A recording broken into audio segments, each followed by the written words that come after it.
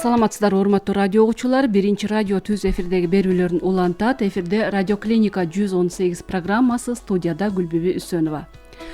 COVID-19 адамдарга кандай таасир эте тургандыгы жөнүндө күн сайын көбүрөөк маалыматтар чыгып жатат. Жаңы чыккан коронавирус тууралуу окумуштуу илимпоздордун изилдөөлөрү дагы жарык көрүүдө. Пандемия шартында жүрөк кан тамыр оорулары менен ооруган бейтаптар өзгөчө тобокел тобуна кирет дешет алар. Алар үчүн бул оору кооптуу жана коронавируска кабылган учурда өлүмгө учуроо тобокелдиги 10,5%га жогорулай тургандыгын окумуштуулар айтып жатышат. Коронавирус жүрөк кан тамыр оорусу менен жапа чеккен бейтаптарга кандай таасир тийгизет? Мындан улам бул учурда өзгөчө азыркы шартта жүрөк кан тамыр оорусу барлар эмнени билиши керек? Коронавирус жүрөк оорулары бар адамдар үчүн канчалык кооптуу? Эмне үчүн аларга болгон камкордукту күчөтүү зарылдыгы турат? Биз ушул жана башка суроолорго жооп алуу үчүн программабызга инвазивдик кардиолог дарыгер Кайрат Осмоналиевди чакырганбыз. Саламатсызбы, Кайрат? Саламатсыздарбы. Коронавирус негизи жаңы оору болуп жатат. Анан бул тууралуу бүгүнкү күндө дагы окумуштуулар күн сайын бир изилдөөлөрүн жүргүзүп жатышат. Жүрөк оорусу бар бейтаптар үчүн кооптуулугу дагы айтылып жатпайбы коронавирустун? Бул вирус, жаңы вирус жүрөк оорусу барларга кандай таасирин тийгизип жатат, же болбосо тийгизет бекен? Мына сиз иш тажрыйбаңызда кандай бир жагдайларга күбө болуп, туш болуп жатасыз? Рахмат сурооңузга. Биринчиден, жүрөк кан тамыр ооруларына коронавирус эмес, деги эле башка жугуштуу оорулар деле таасир этет. Жөнөкөй грипп деле таасир этет. Грипп кезинде жүрөк кан тамыр оорулары күчөп, ырбап, обострение болот. Мына жаңы оору коронавирус болсо, бул дагы ошол өзүнүн жугуштуу ооруларынан, жугуштуу оору туугандарынан калышпай, бул дагы жүрөккө таасир этип атат, жүрөк ооруларын күчөтүп атат. Жана сиз айткандай, жүрөк кан тамыр оорусу бар адамдар көбүрөөк жабыркап, көбүрөөк оор өткөрүп, көбүрөөк өлүп да катат. Ошондой бар, ал тастыкталды, ал чын. Мына илимпоздор күндөн күнгө бир жаңы маалыматтарын жарыялап атышпайбы? Изилдөөлөр кызыгып көрдүңүзбү ушу коронавирус таасири тууралуу? Аларда кандай бир жаңы бир маалыматтарды жарыялап жатышат? Албетте, мына караңыз, жанагы коронавирус жаңы башталганда жалаң эле улуу жаштагы картаң адамдар ооруйт экен деп чыкты. Артынан эле ошо именно жүрөк кан тамыр оорусу бар адамдар гана ооруйт экен деп чыкты. Эми кардиологияга, ошого тийиштүү, кардиологияга тийиштүү. Кардиологиянын дарысын ичип аткан адамдар көбүрөөк чалдыгат экен. Ингибиторапев деген дары бар. Ошол дарыны ичип аткан адамдардын рецепторлор жыш болуп, көп болуп, ошол рецептор аркылуу коронавирус кирип, ошол адамдарды көбүрөөк оор жабыркайт экен деген маалыматтар чыкты башында. Көп өтпөй эле андай эмес экен деп чыкты дагы. Бүгүнкү күндө тастыкталды. Андай эмес, жүрөк кан тамыр ооруларынын жанагы дары ичип аткандан зависит этпейт. Общий өзүнүн оорусунан зависит этет. Ошол оорусу бар үчүн, жана жүрөк кан тамыр оорусу бар үчүн ошондо оор өткөрөт. Себеби коронавирус любой эле жугуштуу оору өзү адамга киргенде бир топ организмде өзгөрүүлөр башталат, сезгенүү башталат. Кандын касиети өзгөрөт, толугу менен организмдин касиети өзгөрөт. Ошондо дагы тромбоз болуп атат, миокардит болуп атат, жүрөктүн ритми өзгөрүп атат, аритмия болуп атат, инфаркт, инсульт болуп атат. Именно коронавирус маалында күчөп атат, көп болуп атат. Ошон үчүн ал башка жугуштуу ооруларда деле болгон, но коронавирус маалында да бар. Коронавирустун именно воспалениясы аябай күчтүү болгон үчүн, цитокиновый шторм деген касиети бар болгон үчүн өзгөчө байкалып, өзгөчө билинип турат. Сиздин тажрыйбаңызда да ушундайларга кездешип атасыздар? Сиздерге келген бейтапына күнүнө көп бейтаптарды кабыл аласыздар да, мисалы ошолордо дагы ушундай бир таасирлерин көрүп атасыздар да сиздер, Ооба. Келген пациенттерди, жүрөгүнө даттанып келген пациенттерди коронавирусу бар, жүрөгүндө проблемасы жок деп бөлсөк болот. Коронавирусу бар, жүрөгүндө проблемасы дагы бар деп бөлсөк болот, мисалы үчүн. Коронавирусу бар пациенттер жүрөгүндө проблемасы бар, жана жүрөгүндө проблемасы жок. Жүрөгүнө бирок даттанып келет. Коронавирус жанагы өпкөнү жабыркаган кезде жүрөк тушу ооруп, демигип, муздак тер кетип, аба жетишпей, жана адышка деп коет. Ошонун бар жогу жүрөккө дагы окшош, жүрөк кан тамыр ооруларына окшош да. Ошентип анан кийин кардиологдорго түз эле келип алат. Жүрөгүндө проблемасы жок, коронавирусу бар. Но көрүнүшү вид жанагы жүрөк ооруга окшош. Ошон менен кардиология келип, бул бир случай деп коет медицинада. Экинчиси жанагы өзү коронавирусу бар, анан кийин плюс дагы коронавируска чейин өзүнүн жүрөк кан тамыр оорулары бар эле. Коронавирус болуп туруп, анан кийин козгоду же козгобойбу дагы келишет. Ал экинчи. Ошол жанагы биз айтып аткан экинчи случай өзүнүн жүрөк кан тамыр оорусу барлар оор болуп атат. Оор болуп атат. Алардын ошо жанагы айтып кеткендей ритм бузулуп калып атат. Жүрөктүн баягы перикард деп коет, жүрөктүн баягы калпы бар. ашканасы сезгенип ошого суу толуп калып атат, инфаркт болуп калып атышат, оңой тромбоз болуп атат, жанагы каны коюланып атат дегендей, ошондой болуп ошого мындай оңой ушул нерселер, ушул күчөчтөр, ушул ырбагандар оңой болуп калып атат ушуларда. Жанагы жүрөгүндө проблемасы жок болуп турду деле менин жүрөгүмдө окшойт, мен кардиологический ооруп калдым деп келишет. Андай да пациенттер болуп атат. Алардын ошо ЭКГ кыласың, эхо кыласың, текшересиң, жүрөгүндө проблема жок, но текшере келгенде это коронавирус болуп калып атат. Жүрөк тушунда оорусу дагы ошондон, адышкасы дагы ошондон, жүрөктү ойнотуп коюшу мүмкүн. Жана ошонун баары жок эме болот. Ошондой эки түрдүү пациенттер келип атат бизге. Айтып атпайсызбы, мына миокардит, перикардит деп, туурабы? Миокардит менен перикардит жөнүндө түшүнүк берсеңиз, анткени деген коронавирус ушуларга дагы таасирин аябай тийгизип атат деген маалыматтарды окудум да. Ооба. Жүрөк бул эт жүрөк деген сөз бар го, мышечный орган, эт. Ооба. Ошону латынча аты мио. Ошо именно эти сезгенгенде миокардит дейт. Эти сезгенгенде жеңил сезгенде өтүп кетиши мүмкүн, пациент дагы, врач дагы байкабай калышы мүмкүн аны. Но оор сезгенсе аябай ооруга чалдыгат пациент. Сердечная недостаточность, жүрөктүн жетишсиздиги деген оору бар. Жүрөктүн күчү түшүп кетет, кескин түрдө түшүп кетет. Жүрөк келген канды баягынтип жыйрылып, канды сыгып чыгара албай калат. Жүрөк чоңоюп кетет. Жүрөк ойной турган болуп калат. Пациент жөн эле отурган кезде, жаш пациент болсо деле, спортсмен пациент болсо деле, коронавирустун айынан миокардит болуп, миокардиттин айынан жүрөгү өзүнүн функциясын аткара албай калып, анан кийин мындайча айтканда майып дейбизби, инвалид болуп калат. Ол турган жеринде аба жутуп, аба жетпей, астында абаны жуткансып, ошентип дем алып калышат. Бул миокардит. Буга кандай жагдайлар алып келет? Өзү миокардитке не только коронавирус, вообще жөнөкөй эле вирус да кылып келет. Чекеден эле баары жогу эле вирус болуп атпайбызбы? Но баары жогу миокардит болбойбуз. Толук баягындай далилденен элек, кээ бир адамдардын өзүнүн иммунный системасына жарашыктуу, жанагы наследственный предиктор деп коет, өзүнчө ушуга мындай позволять этет, айтор, ары жактан. Кээ бир адамдар позволять этпейт. Грипп, тяжелый грипп боло беришет, но миокардит болбойт. Кээ бир адамдар өмүрүндө болбой жүрүп бир жолу грипп болуп коет, анан ошол грипптин айынан миокардит болуп калат. Ошондой кызыктуу случайлар бар. Бул медицина наука о неизвестности, о неопределенности деп коет.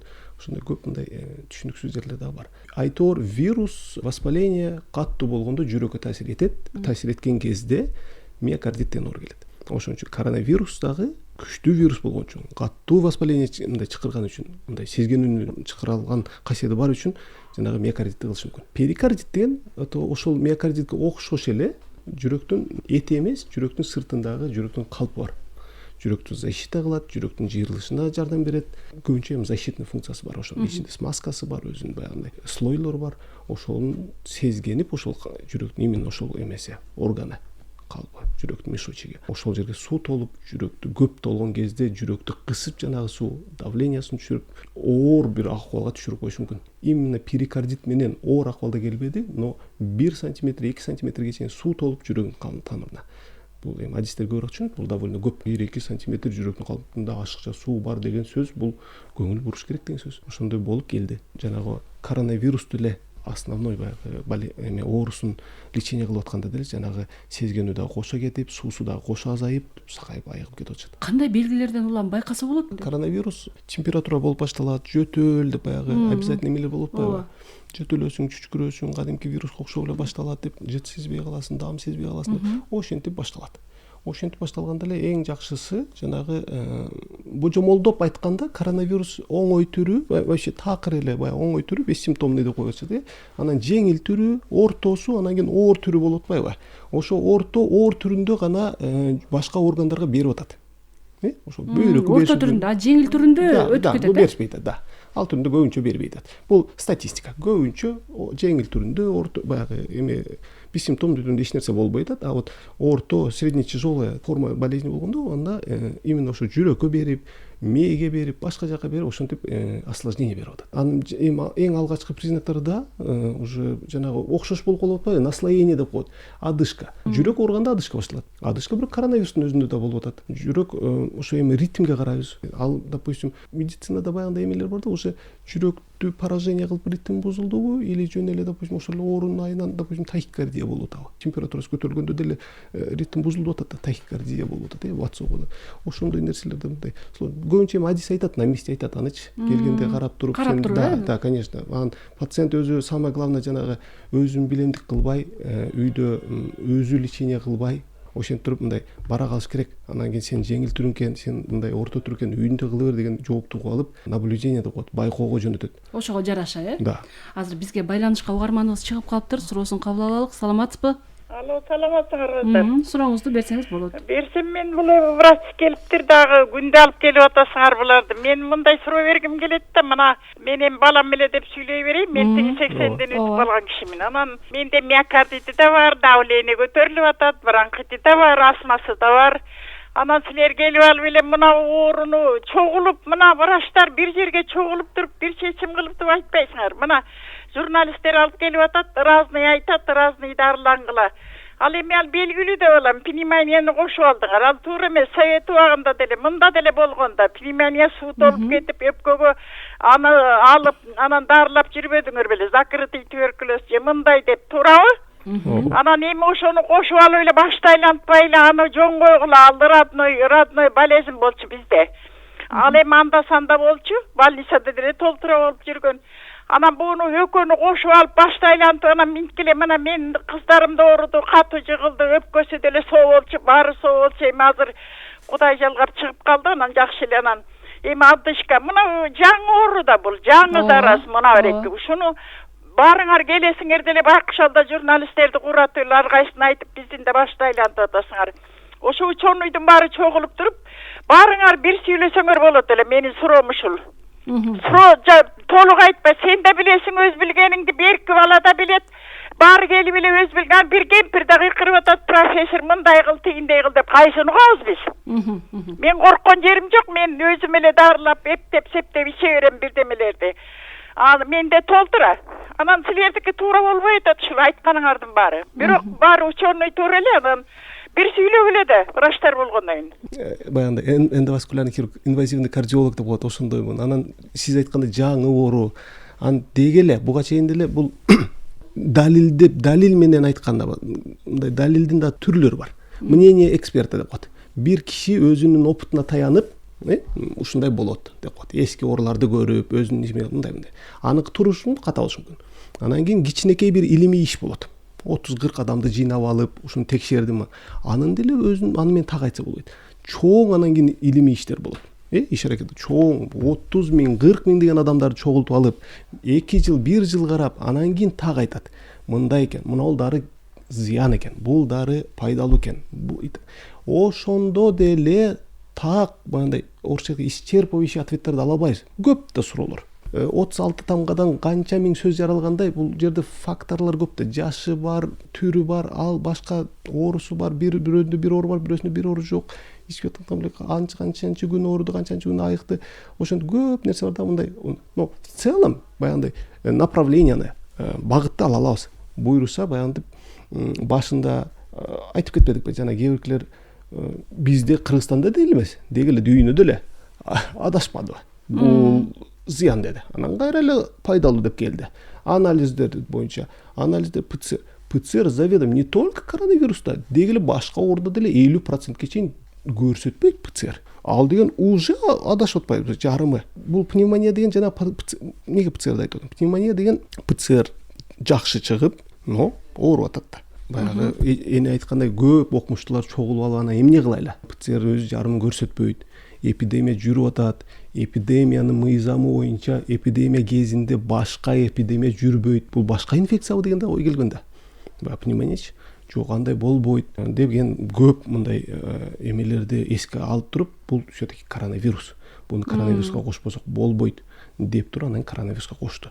Ошол эле пневмониядагылар коронавирустун антителолорун тапшырса положительный чыгып атпайбы.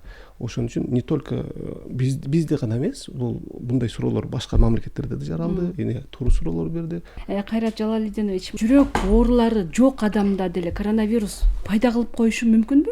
Жүрөк кан тамыр оорулары бар адам бар. Жүрөк кан тамыры жок оору адам бар. Өкөнү коронавирусту жуктуруу ыктымалы бирдей. Бул да казылы. Мындай айтканда, жүрөк кан тамыры бар адам оңой жуктуруп алат деген нерсе жок. Значит, бул бир. Бирге караганда, таза адамга караганда. Таза адамдагы жүрөк оорулуу адамдагы бирдей жуктуруп алат. Но риск осложнения, жанагы ырбап кетүү ыктымалы, жаман иштер болуп кетүү ыктымалы бирки, конечно, бирки адамда көп. Ошондой. Анан сиздин сурооңуз теперь. Жүрөк кан тамыр оорусу жок эле адам значит бирдей эле ооруйбуз. Берки бар адам деле кандай оорса, берки киши деле ошондой ооруйт. Анан кийин жанагы жүрөккө таасир бериши мүмкүн. Оор болсо еще как бериши мүмкүн. Миокардит болушу мүмкүн, перикардит болушу мүмкүн, ритм бузулуп калышы мүмкүн. Ритм бузулган, аритмия деп коет. Ритм бузулган. Моундай бир чоң китеп, калың китеп, анын түрү толтура. Ушундай бир оор жагдайлардан же болбосо өтүшүп кете турган учурлардан кантип качуу керек, кантип сактаныш керек? Деги эле мындай бирөөсү жеңил ооруп, анан бирөөсү ооруп атпайбы? Бирөөсү такыр эле билбей калып атат. Оорудумбу, оорубадымбы деп билбей калат. Коронавирус менен эмнеге деп атат. Эмнеге? Мен дагы ошондой жеңил ооруйм, эмне кылышым керек деп атат. Сиз ошондой. Бул фактор көп. Исходный иммунитет. Деги эле вообще индивидуальный особенность иммунитета деп коет. Жеке бир өзгөчөлүктөр бар иммунитеттин. Ошондой нерсе. Анан кийин жанагы перекрестный иммунитет деген сөз бар. Ал деген жанагы биздин өзүбүздүн гриптерибиз барбы, сезонный грипп. Ооба. Ошол гриптердин бирөөсүн, анын толтура түрү бар да. Бирөөсүнүн именно SARS-CoV-2 деген это коронавирус. Ошуга экөөнүкүнө окшош иммунитет бар экен. Ал деген сөз, допустим, эки киши жөнөкөй грипп менен ооруду. Эки киши жөнөкөй грипп менен ооруду. Бирөөсү 6 ай башта ооруду, бирөөсү 2 ай бүгүн ооруду. Ооруп бүттү жаңы эле. Жанагы экөөнө бирдей коронавирус келди, жанагы жаңы эле ооруп бүткөн адам коронавирус менен деги эле оорубай калды. Себеби иммунитети бар. А берки киши 6 ай уже иммунитет басаңдап бараткан кезде жолукту, коронавирус жеңил ооруду. А үчүнчү киши уже баягы сезонный грипптен башта эле ооруп коюп, сезонный грипптин иммунитети нестойкий да. Анысы өтүп кетти. Анан коронавируска жолукту. Өзү дагы өзүнүн иммунитети мындай бир жакшы эмес бир учурда жолугуп калды коронавируска. Ал болсо аябай эле ооруп калды. Деп ошентип примерно бул бир эле жагын айтып атабыз. Ошентип көп мындай моменттер бар. Ошого бирөөсү аябай жеңил ооруп атат, бирөөсү эле. Сиз айткандай эми кантсек эме кылабыз, мындай жеңил өткөрөбүз. Бул биринчиден азыр мен айтып кеткен, бул жана организмден ар кандай көп фактор бар. Бизден зависит этпейт. Ооба. Байланышпайт. Да, биз иммунитетти мындай кандай десем, тубаса иммунитетибизди контролировать эте албайбыз. Жанагы стойкость, нестойкость иммунитета деп коет. Аны дагы биз мынтип башкара албайбыз. Но биз баягы белгилүү, анан кийин тастыкталган бир маалыматтар именно жана коронавируска каршы. Бул маска. Маска тастыкталды. Бул аралык тастыкталды. Анан жанагы кеңири таралган жанагы башка да эле жугуштуу ооруларга каршы жана иш-чаралар. Спорт, таза аба, күнгө чыгуу, жакшы маанай, чукур дыхательная гимнастика, ошон толтура жанагындай иш-чаралар бар. Ошонун баары жогу чогулуп келгенде ошентип жеңил өткөрөт. Личная гигиена, кол жууган тастыкталды. Ошондой нерселер бар. Ошон үчүн баягы бүгүнкү күндө мына адистердин айтып аткан баары жоон кыла бериш керек. Туура, коронавирустун экинчи толкуну болот деп жатышат. Вирустан дагы сактануунун жолдору ушул эле болот да, масканы кийиш керек, аралыкты сакташ керек деген. Сиз кандай дейсиз адис катары? Кантип алдын алышыбыз керек ушул экинчи толкундан мындай бир жеңил өтүп кетиш үчүн? Дүйнөлүк институттар бар. Именно ошо дүйнөлүк эпидемиялар менен, пандемиялар менен алектенген институттар бар. Ошолордун айтымында экинчи толкун болот. Ошолордун айтымында. Ошо адистердин айтымында экинчи толкун болот. Экинчи толкун мына кышка жакын болот, күздө болот, кеч күздө болот. Себептери мына күндүн суушу, иммунитеттин өзгөрүшү деген мындай себептер айтылат. Ошентип экинчи толкун келет. Деги эле баягы башка жугуштуу оорулар деле мындай тарыхка көз таптырсак, ошентип экинчи толкун берип жүргөн экен. Жаңы пандемиялар делечи, ошентип туруп божомол менен айтканда ошентип болот деп атышат. А сактануулар эмне себептен маска кий дейбиз, мисалы үчүн эмне себептен аралыкты сактагыла дейбиз? Булардын дагы себептери бар да. Ооба. Мынаны караңыз. Жана ооруп аткан адам сүйлөгөндө, кыйкырганда, чүчкүргөндө, жөтөлгөндө вирустун баары жөө сыртка чыгат. Кээ мен эми өзүм жүргөндө или машинамда арабамда өзүм жалгыз кетип аткан маскамды чечип кое берейин дейт. Мисалы үчүн масканы тагып жүрсө, баары жок вирус маскада калат. Масканы чечип койсо, значит, сыртка чыгып атат.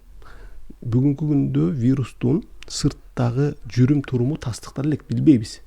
Божомолдор айтылып атат, темирдин үстүндө 12 саат жашайт экен, жыгачтын үстүндө 24 саат жашайт экен, температура низкий болсо 3 күнгө чейин жүрөт экен деген божомолдор. Но толугу менен билбейбиз. Биз эле эмес, дүйнө жүзү. Ан жанагы машинанын ичинде маскасын чечип коюп атканда, канча күн машинанын ичинде коронавирус жүрөт билбейбиз да. Ошон үчүн целиком жанагы эмне деп атат, масканы так, бир күн так, масканы ыргыт. Ошол жерге жыйналган коронавирус менен масканы ыргыт. Аралыкты сакта. Бирок анда туура ыргытыш керек да, да туура ыргытыш керек. Баягы жок кылуунун да эрежеси бар. Ошон үчүн баягы сактануулардын мына иш чаралары да ошол жактан айтылып атат. Баягы вирус сыртка чыкпасын, вирус ошо эме кетсин, маска менен кетсин, ошо мүмкүн болсо жайылбасын деп атат. Жөнөкөй жана бизге келип аткан сезондук грипп оорусу дейбиз, курч кармаган респиратордук вирустук оорулар деп атабыз. Дайыма ноябрь, октябрдын аягы, ноябрь айында башталып тетик февралга чейин барат. Бул ооруларга каршы мына массалык эмдөө башталат деп атат. Вакцина канчалык жардам бере алат коронавирустан сактанууга? Коронавирусқа менин оюнча жардам бербейт. Дагы бир угарманыбыз бар, анда байланышта турат. Саламатсыздарбы, мен суроо берейин дегеним болуп атат да. Мен эжем өзү негизи жүрөк дарты менен көбүнчө ооруп жүрөт. Анан азыр мына көбүнчөсүн эле коронавирус жуктуруп алганда ар кандай эски ооруларды козгоп атпайбы, ошосунда эле коронавирустун жугуп калуу коркунучу канчалык болот? Жогоруда айтып кеткен эме суроо болуп калды го дейм. Жүрөк оорулары болсо, проблемалар болсо, анан жүрөк кан тамыры, допустим, суроо берген сиңдисинин жүрөк кан тамыры оорулары жок, эжесиники бар. Жуктуруп алуу ыктымалы экөөнүкү бирдей. Анан кийин жанагы баягы коронавирусту кечирүү, баягынтип ошо ооруп бүтүү, ошонуку экөөнүкү эки бөлөк болушу мүмкүн. Ошол жанагы эжесиники оорураак өтүшү мүмкүн. Себеби анда проблемалар бар. Ошол жанагы сиңдиси айткандай козгойт, жүрөккө бирок кыйналат, өпкөгө бирок кыйналат, деги эле организмге бирок кыйналат ал эжеде. Мына бүгүнкү күндө коронавирусту дарылай турган эффективдүү препараттар жок. Бейтаптар мында өзгөчө бир аярлуу катмар эмнеге көңүл буруш керек? Коронавирус бул вирус. Бүгүнкү күндө баягы коронавируска каршы ремдесивир деген дары бар. Ремдесивир деген дары бар, тастыкталды. Эффективдүү экен коронавируска каршы. Бул бир. Чуулгандуу болгон дексаметазон. Дексаметазон тастыкталды. Эмне деп тастыкталды? Дексаметазон оор учурда сөзсүз алыш керек. Анан кийин жана жеңил учурда наоборот зыян деп тастыкталды. Жеңил учурда зыян, оор учурда сөзсүз алыш керек деп тастыкталды. Бул мисалы коронавирустун лечения. Калган лечения болуп аткандарыбыз. Витаминдер. Алар эми коронавируска тастыкталбаган менен, но башка жугуштуу ооруларга тастыкталган. Себеби окшош башка жугуштуу, бул деле жугуштуу оору да. Кан тамырдын баягы стенкалары бузулат, кан айлануу бузулат, башка болот дегенге жана витаминотерапия сөз керек. Антибиотиктерди алып атабыз. Антибиотиктер эми баягы малярияга каршы антибиотиктен баштап грамположин, грамтатирден түр-түрүн берип атышат. Бир түрдүү уникальный протокол дүйнө жүзүндө жок. Ар кимдики ар бөлөк ошентип чыгып атат. Тастыктал элек эме жерлер көп. Но буну эмнеге берип атат? Башта тастыкталганда жанагы башка жугуштуу ооруга тастыкталган. Мисалы үчүн жугуштуу ооруда вирус болсо деле сен антибиотик бер. Антибиотик берсең жананын үстүнө бактерия кошулбайт. Жанагы вирустун үстүнө бактерия кошулса деги эле жаман иш болот. Ошон үчүн хотя бы вирусту биз жеңебиз. Вирус өзү менен өзү кетчү адаты бар. Бактерияны эме кылбай турайлы деп ошо антибиотик бергени. Анан калгандары это симптом терапия деп коет. Жана давлениясы көтөрүлсө, давлениясын түшүрөт, температурасы көтөрүлсө, температурасын түшүрөт, оору пайда болсо обезболивающий берет деп ошентип калгандары это симптом терапия кетет. Жанагы именно инфекцияга каршы это бир дары тастыкталды, калгандары бул эмпирическое лечение деп коет. Мындай баштагы биз опытыбыздан карап лечение кылып атабыз. Көпчүлүккө таанымал болуп, белгилүү болуп калган гепарин, кликсан деген дарылар да көп колдонуп атышпайбы? Бул препараттардын баардыгы жүрөк кан тамыр оорулары барларга канчалык таасирин тийгизет? Гепарин, кликсан вообще канды жанагы эле кара тил менен айтканда канды суюлтат. Медицинада башкача айтылат, канды суюлтат. Эки түрдүү, эки жол менен таасир эте турган дарылар бар. Жана аспирин, клопидогрел деген жана ошонун бир туугандары бар. Анан кийин гепарин, кликсандар, антикоагулянттар. Антиагрегант, антикоагулянт деп бөлүнөт. Булар канды суюлтат. Жана коронавирус маалында кан коюланат экен.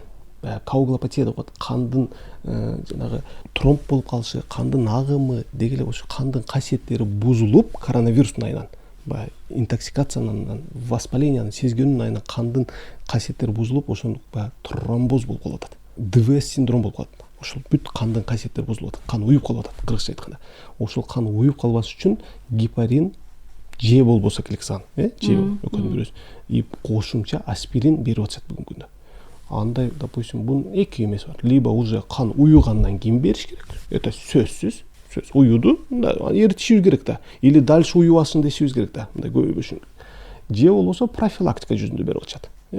Оор болуп атат бул кишиники, скорее всего эртең бүрсүгүнү каны дагы уже эмеси болот, заматта эле болуп кетиши мүмкүн экен, мен уже кеч калбай бере баштайын деп атат. анан коронавируска чейин эле ичип аткандар, коронавируска чейин эле баягы гепарин кликсаны сайынып аткандар бар. Ал ката деп ойлойм. Жөнөкөй эле көрүп калдым мен, ушу кардиомагнилды деле алып алып өзү алдынча ичип аткандар деле. Коронавируска карата айтканда, конечно, коронавирус жок болсо, кардиомагнил профилактика жүзүндө жок, тастыкталган эмес, берилбейт. Коронавирус болгондон кийин берилет. Болгондо дагы жанагы оор түрү болсоң берилет, оор түрү болсоң гана берилет. Ага чейин жөн эле иче берсең, бооруңа зыян, ашказаныңа зыян, язва кылат, гастрит кылат, чөнтөгүңө зыян, ушундай нерсе да. Жөндөн жөн ичүү. Кээ биркилер жөндөн жөн дозасын көбөйтүп атат. 500дөн 1 таблеткадан ичип аткандар бар экен, 2 таблеткадан ичип аткандар бар экен, янысын. Доза независимый препарат деп коет. В отношении антиагрегации жана канды суюлтуу касиети бар да, аспириндин башка касиеттерине бөлөк. Именно канды суюлтуу касиети доза независимый. Жанагы 75ден ашкан кереги деле жок. Өз билдиң кылып 2 таблеткадан ичип, 1000 миллиграмм ичип аткандар бар. Ал ката деп ойлойм, толугу менен. Жаш балдарды коронавирусту жеңил көтөрөт деп айтып атпайсызбы? Бирок алардын арасында деле мындай жүрөк оорусу барлар бар да. Толугу менен жүрөк 14 жашка чейин булар жеңил өткөрөт экен. Ооба. Дагы ошо опять же иммунитет суроолоруна байланыштуу булар жеңил өткөрөт экен. Анан кийин жаш балдарда жүрөк проблемалар кездешет да. Бирок бул баягы чоңдордон, улгайган кишилерден өзгөчөлүгү булар жүрөк баягы тубаса кемтиктер көп эсе. Ошонун толтура түрү бар, ошондойлор.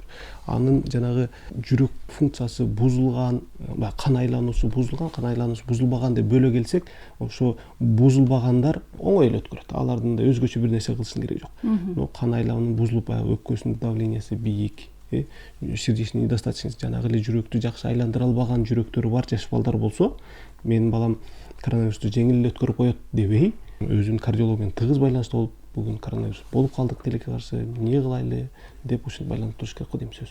Жогурактарга аларга өзгөчө эле мынтип коркуп дагы болбойт. Азыр бизге дагы бир угарманыбыз байланышка чыгып калыптыр. Суроосун кабыл алып коелук. Биз угуп жатабыз сизди. Саламатсыздарбы? Менин мындай суроом бар эле да, менин ата-энем 70-71де, экөөнүн тең ошо жүрөк оорулары бар да.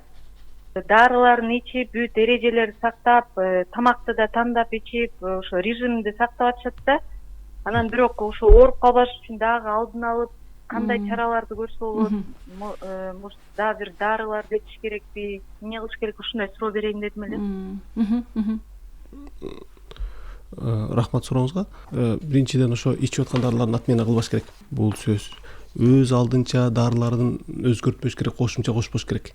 Только баягы өзүнүн врачы менен кошо, акылдашып. Анан бир өзгөчө бир ошо улгайган кишилерге, жүрөк кан тамыр проблемасы барларга өзгөчө сактануу деген нерсе жок. Алар эми көбүрөөк группа рискада экенбиз, баягындай тобокел топтогулар экенбиз деп өздөрү мындай көбүрөөк коркуп, үйүнөн чыкпай, той топурга барбай, адам топтолгон жерге барбай ушинтип жүрүшөт. Ошол нерселер туура. Калган нерселер жана бар жообузга общий. Жана айтып кетпедимби? Бар менен жок адамдын жуктуруу алуу ыктымалы бирдей. Ошон үчүн жана общий жалпысынан бар жоона айтып кеткен нерсе маска, аралык, кол гигиена, күнгө чыгыш керек, жакшы маанай, витаминотерапия, туура тамактаныш керек, рационально тамактаныш керек. Рахмат. Анда урматтуу радио угуучулар, биз радиоклиника программабыздын жүрүшүндө азыркы шартта жүрөк кан тамыр оорусу барлары кандай бир эрежелерди сакташы керек, коронавирус жүрөк оорусу бар адамдарга канчалык кооптуу, ушул теманын тегерегинде сүйлөштүк. Биздин программабызга инвазивдик кардиолог дарыгер Кайрат Осмоналиев катышты. Сизге ыраазычылык билдиребиз. Ушуну менен программабыз соңуна чыкты. Саламатта калыңыздар.